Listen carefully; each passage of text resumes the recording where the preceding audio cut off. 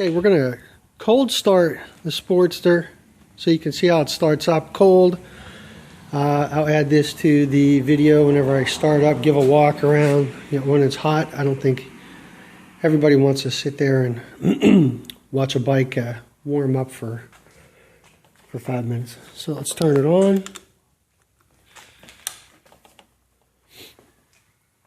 Prime it. And start.